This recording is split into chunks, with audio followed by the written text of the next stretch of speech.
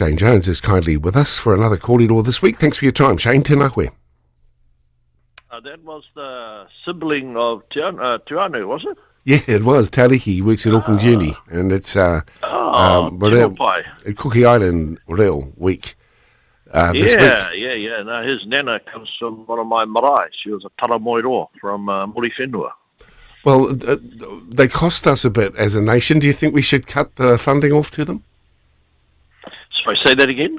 I say they cost us a little bit, the Cook Island relationship. Everything else is being chopped. Should we cut the funding to them? No.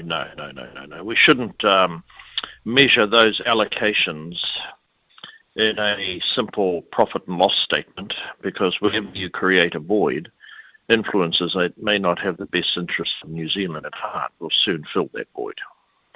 Like we're saying, got a couple of things I'd like to touch on with you. And one is the sitio up at the oil refinery at Marsden Point. You're looking at rebuilding the refinery. You and I discussed this, and the train line too, the possibility of growth of settlements along that transit route, and of course long term perhaps replacing the port of Auckland and giving that seaside back to the people of Tamaki Makaurau. Talk with us about your hopes for the oil refinery, for Marsden Point, and for all of those interest groups that might be affected by reinvigoration of what's happening up there. I think what's needed is a broad energy precinct. Obviously, the centrepiece is the refinery and the future of the refinery. But because we've got an extraordinarily valuable asset there, the deep sea port, we should contemplate having a dedicated energy precinct there with bespoke legislation, a variety of incentives that if you invest, if you develop, and if you locate your enterprises both from overseas and domestically, then we'll create a satellite of activity and investment in that particular part of New Zealand with an extended railway line connection. And I think far more innovatively and imaginatively that has been the case in the past. Obviously, there's a bit of a hiccup. An Environment Committee, I think under the RMA, recently turned down the extension plans for the port. No doubt that will be repealed or appealed, shall I say. So with that type of broad, deep thinking, there's a great future to be enjoyed there, and that may provide an opportunity for Aucklanders to enjoy access to more of the port infrastructure. Naturally, those assets are owned by Aucklanders, but, unless you have a little bit of pepper on the tail of politics and economics in New Zealand, nothing much changes in a hurry. How could you get more buy-in from Māori, mana whenua, for instance, who, if they could see the benefits, would stand beside you and say, hey, we think the port's a good idea. How can you get more buy-in? I think that the broader Māori population of Ngāpuhi, about 200,000 of them, there's 190,000 Kiwis living in Northland. The vast majority of them know, with thriving infrastructure around the port, their prospects throughout the region will grow. Look, I'm not entirely sure what the agenda is of the small hapu in and around Ruakaka, Patuharakeke. I know quite a lot of the whānaus well there through earlier connections. Ngāreta, my first wife, her brother married into them. Her first cousin married them. And Winston's grandmother is a Maki.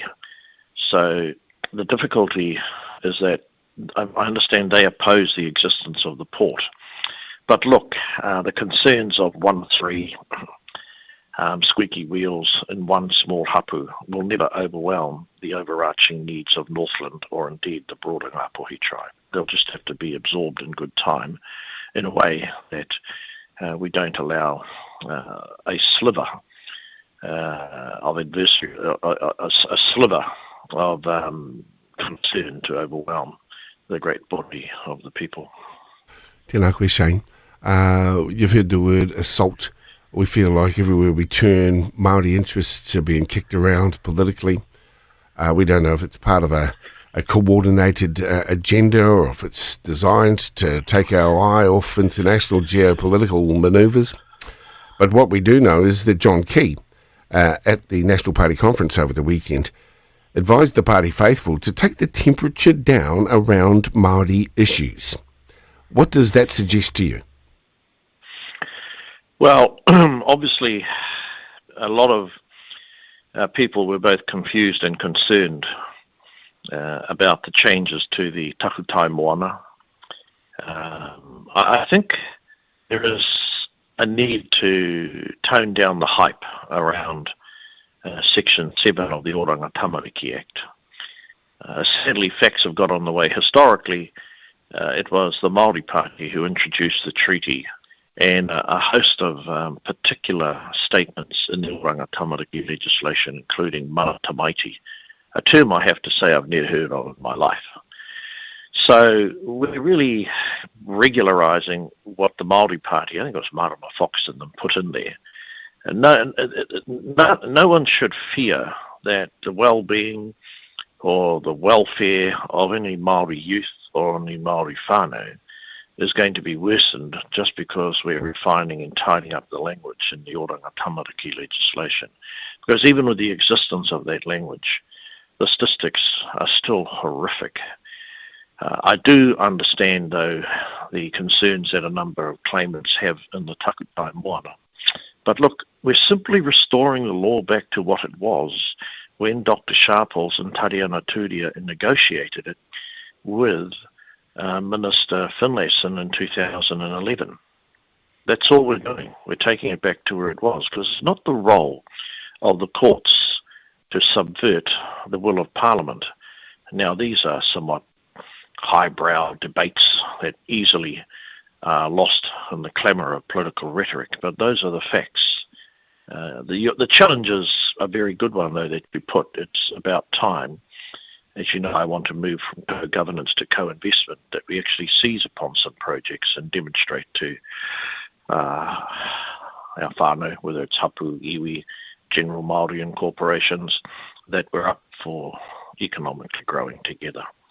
There's some vote winning if you appeal to the redneck population of our country, which sadly, Shane, appears to be numerous. And it'll be wonderful to know who in your community are voting so hard against Māori issues, whether that's Māori wards, whether it's 7AA, whether it's the coastal and marine issues, whether it's assaults on the reo or the dismantling of Te Ako Whaiora. I mean, that's just spinning off the top of my head. There'll be more as well. So here we are, and you know, an ex-Prime Minister who, I don't know how you rate John Key, but anyway, he says, listen, tone that one down. Do you agree that it's time to do just that? Oh, look, the point that John Key was making is that at the end of the day, we've got to have an overarching sense of unity, coherence, cogency in our community, and we shouldn't be pulling and stressing ourselves. But let's not overlook the fact that a lot of this is traceable back to the last regime as well. And I think what he's saying is to both sides. He's suggesting, I mean, one thing I did agree with Chris Hipkins, he was saying to Rawiri and Debbie, it's time for you to tone your rhetoric down if you ever want to govern with the Labour Party, because obviously it's highly unlikely they'll ever govern with New Zealand First. So I think it's a message that people will appreciate. But at the same time, we've got some manifesto commitments. It's important that we manage them in such a way that we don't leave people feeling that they're marooned as total losers. That's not the outcome that I'm desiring. But I have to say, most of my focus is on industry and economics. I haven't really participated much in the culture wars, which define the day-to-day diet of the Green Party. Oh, you've been hammering the Māori Party and the Greens for weeks, Shane Jones. But I use humour. I don't use acidic cutting humour. I'm calling them Garfield means, really they're like pets. But just because you get more caught up, don't overlook the fact that deep down they're actually capable of being a hell of a lot nicer, a lot more friendlier. I mean, I knew Rawiri when he was a boy. He was at kura with some of my kids. So this kind of aggressive tone that he strikes from time to time, it's not his underlying nature. I couldn't say the same about Debbie. I know she was a part of, I think she was involved in the Dalvanius time of the Pātea Māori club, but I've never had much to do with her. Although I am disappointed with her duplicity in relation to the iron sands, which is a massive resource off the coast of Taranaki, which we must develop at some point in time for jobs and wealth. Perhaps it might be time for you two to sit down and have a cup of tea, Mr. Jones. See you later, bro. See you later. Shane Jones on Tuesday mornings with us.